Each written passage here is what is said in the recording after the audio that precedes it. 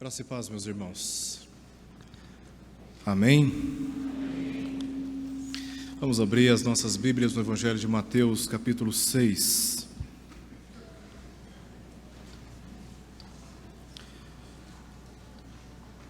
Dando sequência à série de mensagens que estamos fazendo nesse grande sermão, um dos mais famosos sermões de Jesus, que se encontra aqui no Evangelho de Mateus, capítulo 5 e capítulo 7.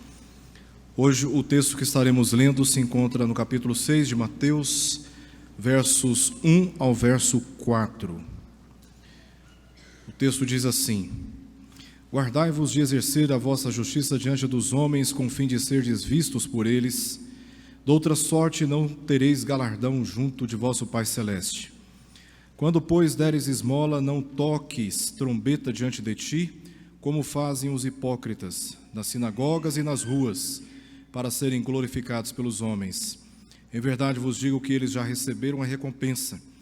Tu, porém, ao dares a esmola, ignore a tua mão esquerda o que faz a tua mão direita, para que a tua esmola fique em secreto, e teu Pai, que vê em secreto, te recompensará. Oremos. Senhor, que bom e que privilégio estarmos aqui reunidos para cantarmos louvores ao teu nome. Nós te agradecemos também pela oportunidade que temos de livremente abrirmos a tua palavra, lermos e ouvirmos a explicação dela. Que esse tempo seja proveitoso para a nossa edificação, por isso pedimos que o teu Espírito atue no nosso meio, nos livre das distrações e nos guie pelo caminho da vida eterna que o Senhor preparou a todos que o amam. Nós oramos por isso e te rendemos graças mais uma vez, em nome de Jesus. Amém. O que o homem faz é muito importante para Deus. Deus, ele considera isso bastante importante e ele espera que nós sejamos bondosos, generosos nas nossas relações pessoais, acudindo os necessitados, olhando e considerando o sofrimento alheio e nos mobilizando em direção a todos esses sofrimentos na medida que nós temos condições de atender.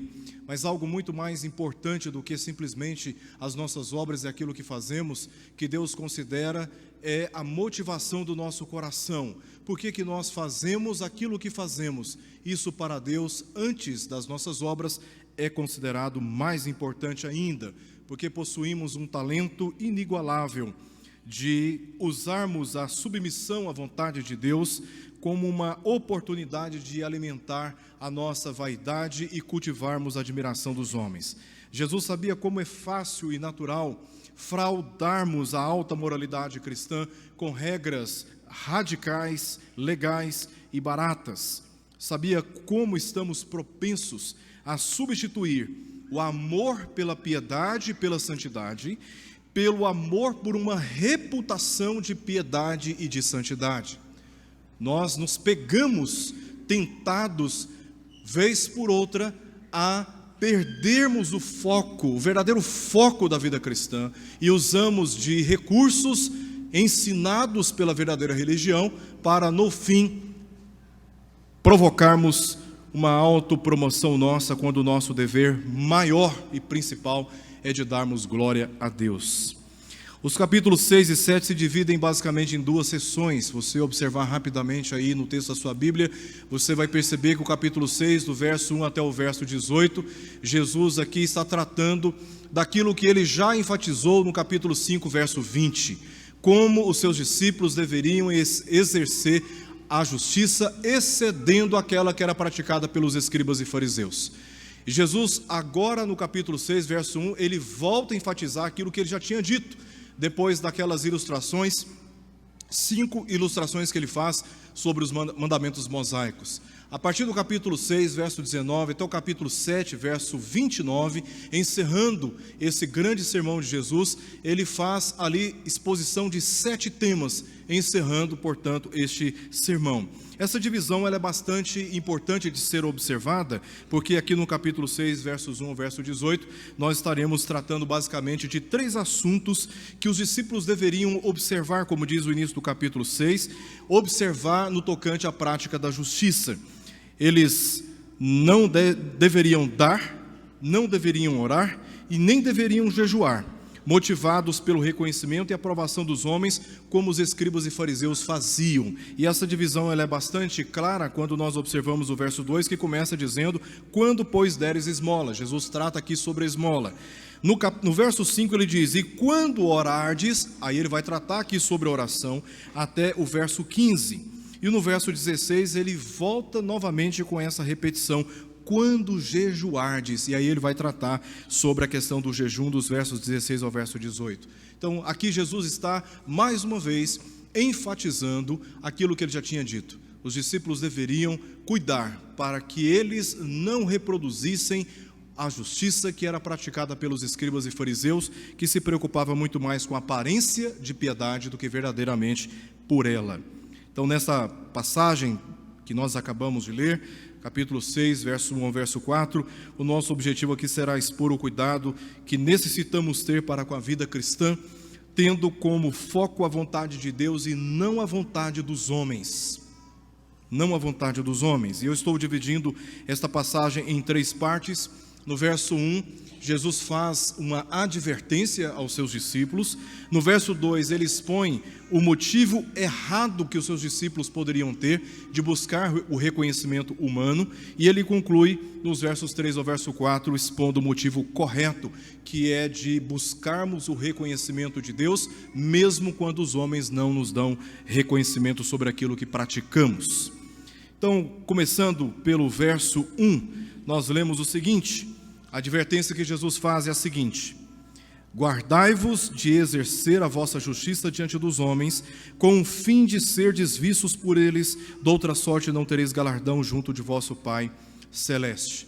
Aparentemente, essa advertência que Jesus faz aqui está em conflito com aquilo que ele diz lá no capítulo 5, verso 16, onde ele disse: assim brilhe também a vossa luz diante dos homens, para que vejam vossas boas obras e glorifiquem vosso Pai que está nos céus.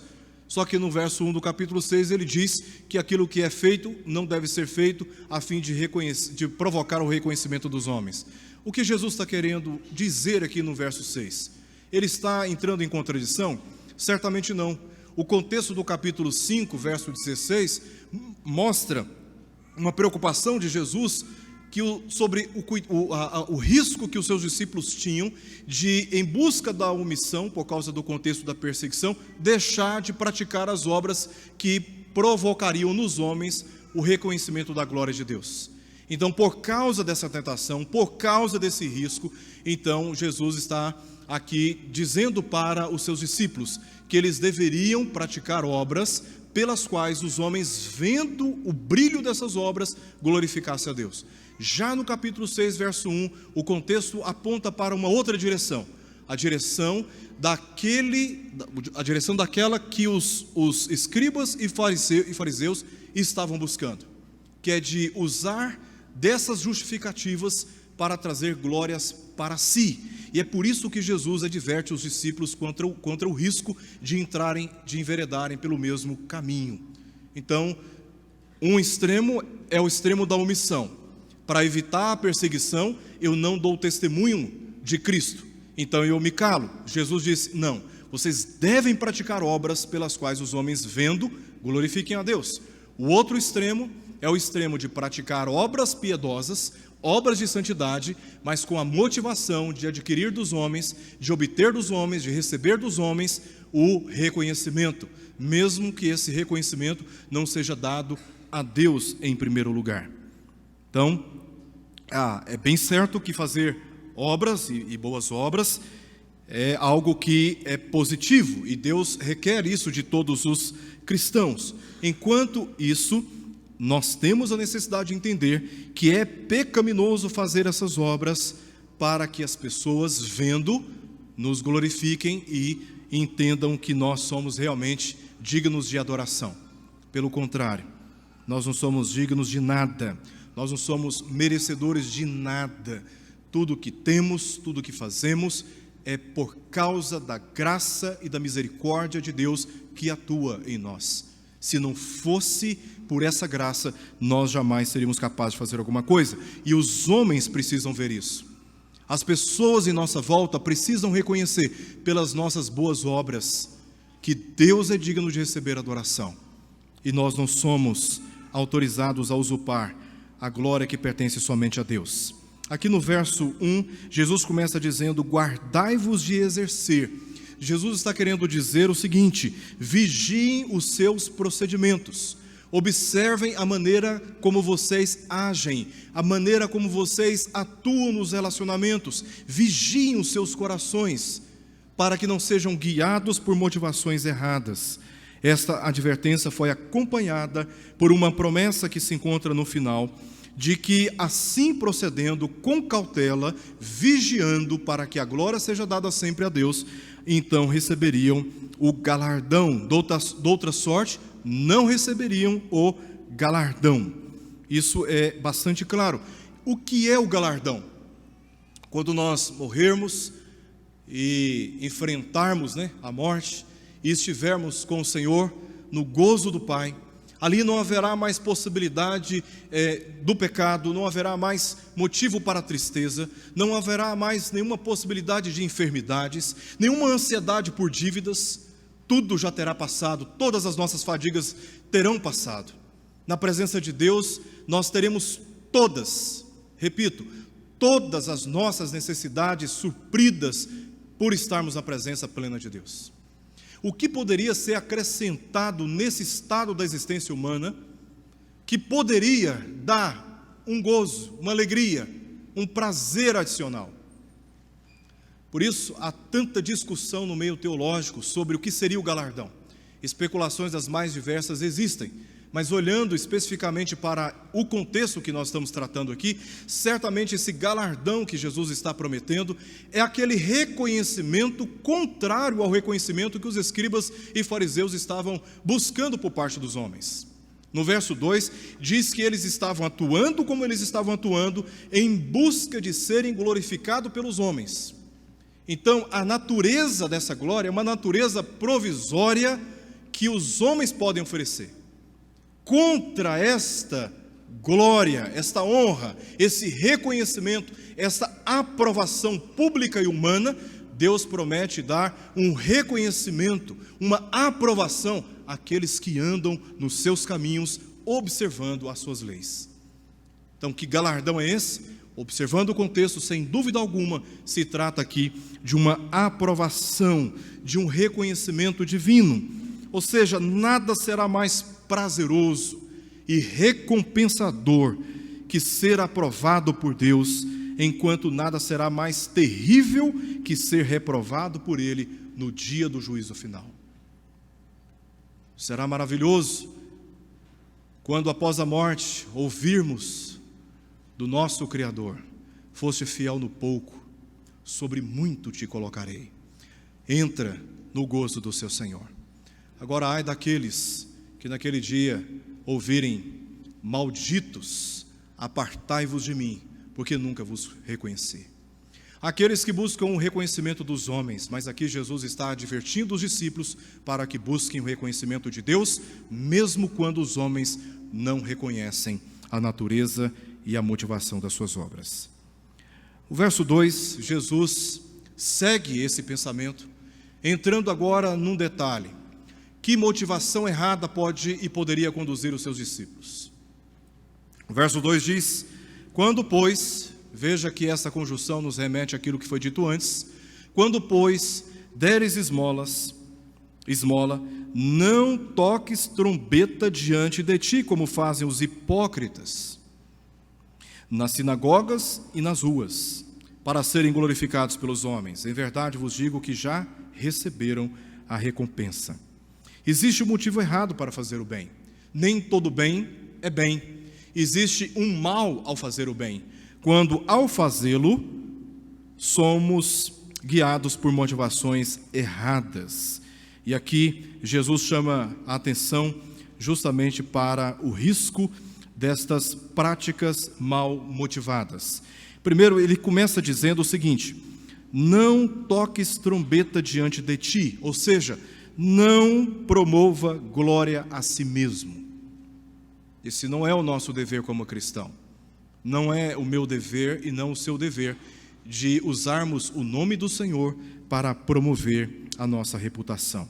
O toque da trombeta acontecia naquele contexto em algumas situações muito especiais. Eu estou aqui trazendo pelo menos 3 dessas situações em que o toque da trombeta era ouvido. Primeiro, às 6 horas da manhã havia uma troca da guarnição do Sinédrio. Então se tocava a trombeta e a guarda era trocada. 6 horas da manhã. A partir desse horário, o Sinédrio poderia funcionar nas suas atividades jurídicas. O toque da trombeta também era utilizado naquele contexto, na verdade, desde contextos mais remotos, para chamar o povo para a guerra. Então se tocava a trombeta e o povo saía para o campo de batalha. Também era tocada a trombeta para que a cidade se prevenisse contra a aproximação dos inimigos. Tocava a trombeta, então a cidade tinha condições de se fechar e se proteger da aproximação dos inimigos. Mas numa ocasião muito especial, a trombeta também era tocada. Quando na abertura de cerimônias, onde autoridades eram apresentadas, a trombeta era tocada. Então se tocava a trombeta e dava início à cerimônia de posse, em reconhecimento e em honra de alguma autoridade. Semelhante a mais ou menos o que nós fazemos aqui com um prelúdio. O que é o prelúdio? É como se estivéssemos tocando a trombeta, anunciando para o povo que é momento de nós nos aquietarmos e nos calarmos, pois agora estaremos considerando o que faremos na presença de Deus. Então o toque da trombeta era feito exatamente nesse contexto, e os discípulos sabiam muito bem o que Jesus estava querendo dizer. Se por um lado o toque da trombeta anunciava a honra daquele que seria apresentado, os discípulos não deveriam tocar trombetas para si mesmos. E aí Jesus diz onde eles não deveriam fazer isso. Primeiro, não deveriam fazer isso nas sinagogas, a antiga igreja dos judeus. Qual era o contexto ali? O contexto era ali, dominantemente de homens e de homens religiosos, interessados na religião judaica. Então, não toques a trombeta no contexto dos religiosos, trazendo para o nosso contexto, não toque a trombeta para si mesmo dentro da igreja, chamando a atenção para si e tentando provar para os outros que você é digno de reconhecimento. Jesus disse também que não deveriam tocar as trombetas para si mesmos nas ruas, para um contexto público geral, para as demais pessoas que não tinham tanto conhecimento dos mandamentos, das leis, das tradições judaicas, e por isso estavam tão vulneráveis a darem glórias a eles. Por isso, mais adiante vamos ver isso, eles iam para as praças, batiam a mão no peito, levantavam suas mãos em praças públicas, para receberem o reconhecimento dos homens. Olha, que homem santo, que homem poderoso, que homem fiel, veja como ele atende rigorosamente às exigências da palavra de Deus, que homem consagrado. Jesus disse, não haja assim, não toque trombetas para si mesmo. Esse não é o dever que eu estou dando para vocês. O motivo errado seria serem glorificados pelos homens. Notamos que a denúncia de Jesus foi exatamente essa. Não se preocuparam com a reprovação de Deus, mas com a aprovação dos homens. Jesus acrescentou que tal reconhecimento é temporário e retributivo. Porque olha o que diz o verso 2. Em verdade, no final, em verdade vos digo que eles já receberam a recompensa. Eles estavam em busca de glória dos homens, eles já receberam. É temporário, está no passado. Bem diferente dos herdeiros do reino de Deus. Porque estes ainda receberão o galardão, ainda receberão o reconhecimento, ainda receberão a aprovação. Isso está no final do verso 4. No final do verso 4 diz, teu pai que vem em secreto te recompensará. Se os homens por motivações erradas já receberam, os homens por motivações certas ainda receberão. Certamente não dá para ignorar aqui princípios soteriológicos e também escatológicos que Jesus está tratando. Os escribas e fariseus que já praticavam a falsa religião agiam em conformidade com a natureza do pecado que já os havia condenado. Por isso eles já receberam o que tinham que receber. Não resta mais nada para eles, senão a sentença final no dia do Senhor. Enquanto os herdeiros do reino de Deus receberão, quando Cristo voltar, a recompensa de todas as promessas. O choro pode durar uma noite, mas a alegria virá pelo amanhecer. Virá pelo amanhecer. Estamos vivendo dias de oposições contra a nossa natureza, de oposições contra as circunstâncias de um sistema pecaminoso organizado, hierárquico na sociedade, que não contribui absolutamente em nada para nos aproximarmos de Deus. E ainda temos que lutar no exercício da verdadeira piedade contra os demônios que atuam neste mundo. Mas estamos certos de que no dia do Senhor nós receberemos a recompensa do Senhor. É isso que ele promete. Nos versos 3 e no verso 4, Jesus agora dá qual é o motivo adequado e correto que precisamos guardar ao exercer, ou seja, vigiar, observar ao exercer a piedade. A partir daqui, Jesus passou a instruir a motivação correta da verdadeira religião. O exemplo que ele deu foi da prática de dar esmolas. Ele se concentrava nesse contexto na Galileia. Se você voltar na página da sua Bíblia, no capítulo 4, você verá no verso 12, que Jesus, logo após a tentação no deserto, ele se retirou para a Galileia. Isso está no capítulo 4, verso 12. No verso 18, diz que ele caminhava junto ao mar da Galileia. No verso 23, diz que Jesus estava percorrendo toda a Galileia. E no verso 25, veja só, multidões estavam vindo da Galileia, Decápolis, Jerusalém, Judeia e da além do Jordão. Os gentios, os pagãos, os estrangeiros, como eles chamavam, numerosas multidões estavam seguindo Jesus e ele passou a ensinar. Jesus se encontrava na Galileia.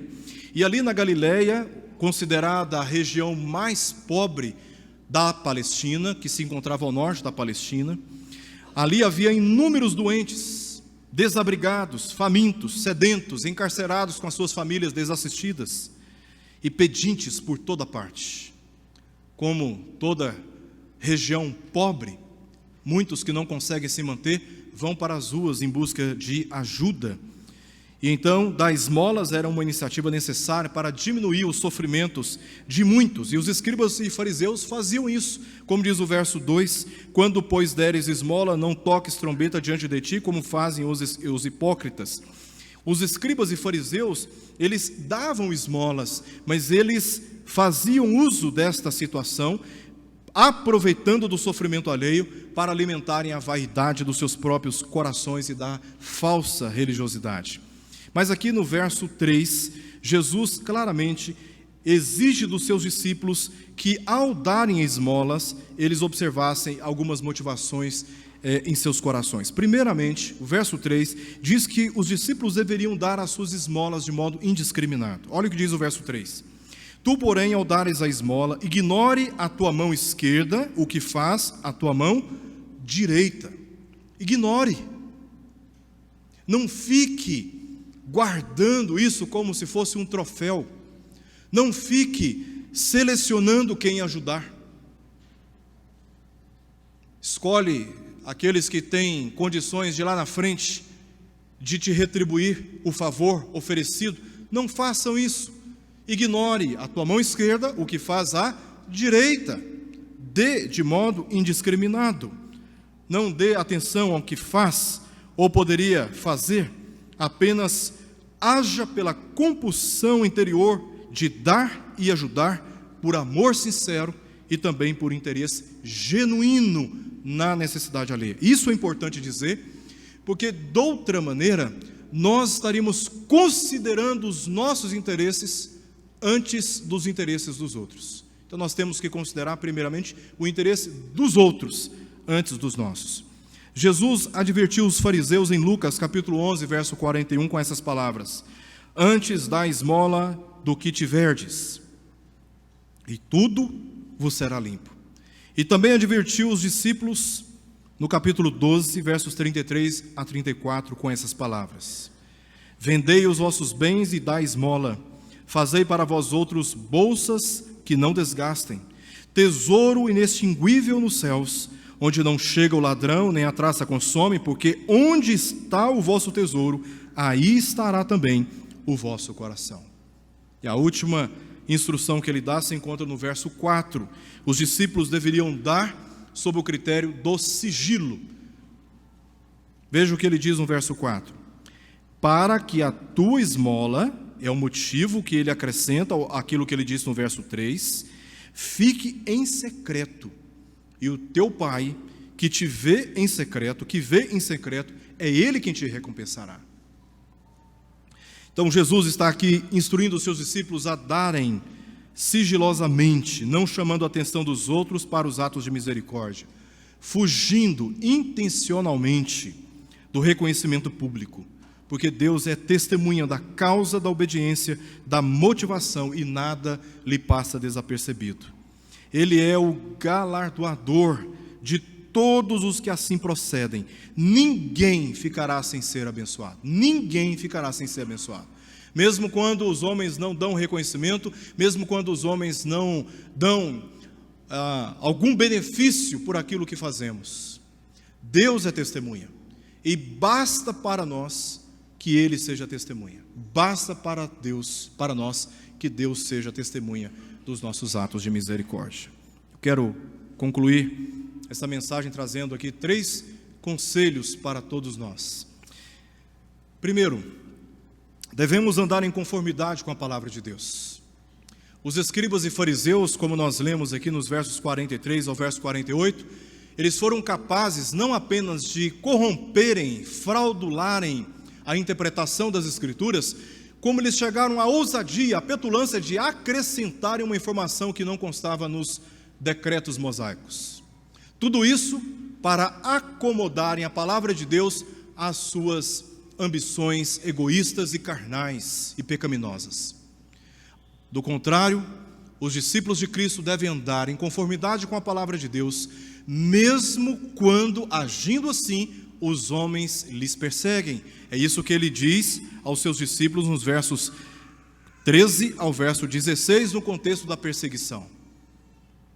Nós deveríamos observar a palavra de Deus e praticar a palavra de Deus, mesmo quando os homens não nos dão louvores. Jesus já havia dito: no mundo tereis aflições, mas tende bom ânimo, eu venci o mundo.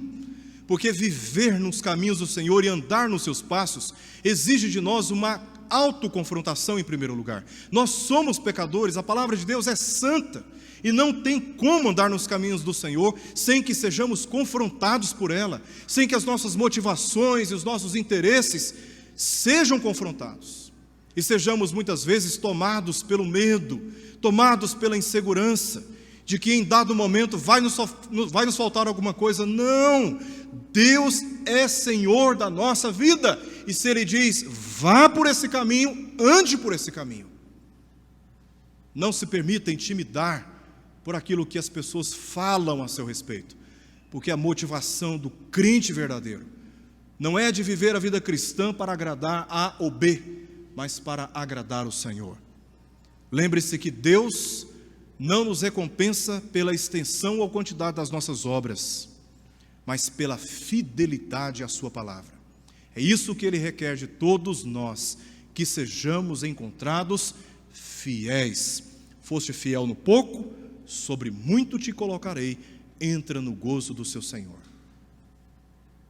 Nosso desafio pessoal, particular, é de vivermos uma vida íntegra, reta, ainda que os efeitos disso não sejam os efeitos que a massa, que a maioria das pessoas requerem de nós.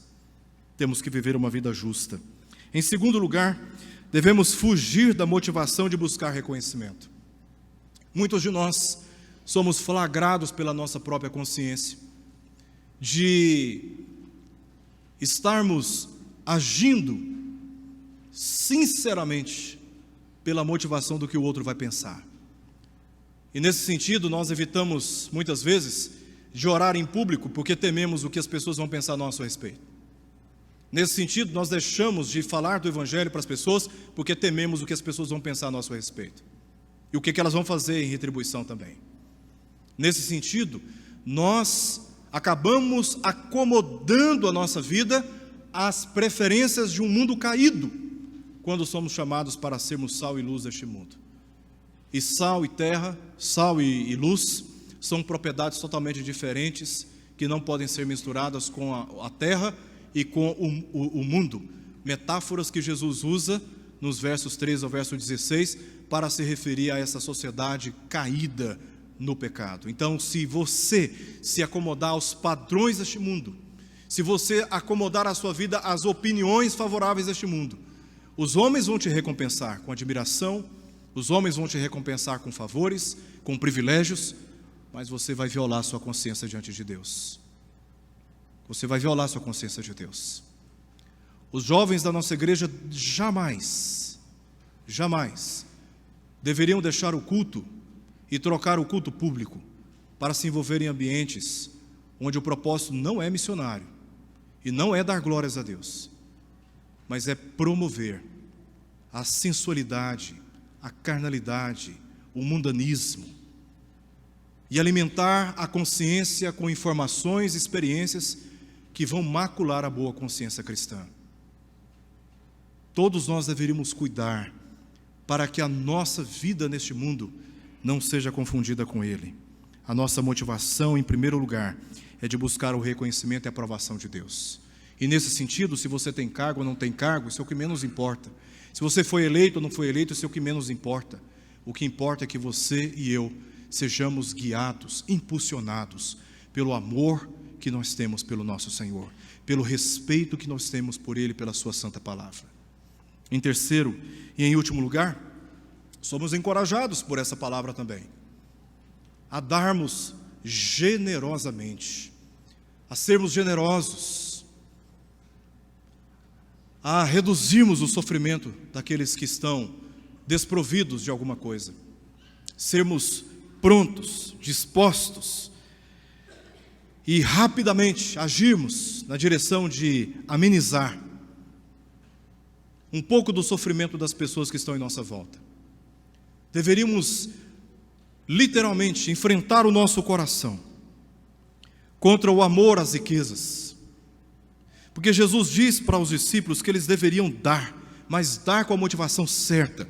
Muitas vezes nós nos recusamos a dar, porque tememos passar por dificuldades, tememos por passar por necessidades.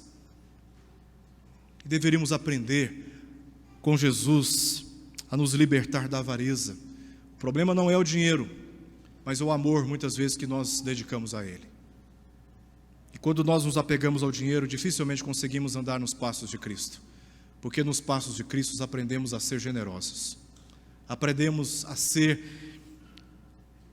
bastante liberais em relação àquilo que nós temos recebido da parte do Senhor. Então, se algo que nós aprendemos aqui é sobre generosidade, não perca a oportunidade de ajudar quem está perto de você.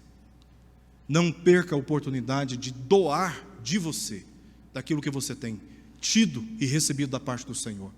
Dê, contribua, e faça isso de modo inteligente, organizado. Faça isso, no caso da nossa comunidade, da nossa igreja, através dos envelopes. Nós temos missionários em campo, nós temos obras sociais. Em julho vamos voltar agora para o estado do Pará, ficaremos 15 dias numa comunidade ribeirinha, dormindo no meio do mato, em barraca e tomando banho em garapé. E vamos, pela graça de Deus, se Deus permitir, concluir uma igreja que os irmãos lá iniciaram nos trancos e barrancos, me perdoe a linguagem, no meio do mato, uma igreja que eles começaram e a igreja está pela metade. E nós queremos ir, concluir essa obra, visitar as casas na região e pregar o evangelho ali, fazer cultos evangelísticos. Nós temos muito o que fazer aqui na nossa congregação em Trindade, na nossa cidade, e nós precisamos agir de modo generoso com a nossa igreja, contribuindo de forma ordeira, fiel, regular, comprometida, sem ter que buscar o reconhecimento, a aprovação de quem quer que seja, simplesmente porque Deus tem sido generoso para conosco, simplesmente porque Ele tem abençoado a nossa vida, simplesmente porque Ele requer que todo cristão dê esmolas, ou seja, contribua, oferte. E tudo isso aprendemos com a finalidade de darmos glória ao Senhor, porque só Ele é digno de receber. Oremos.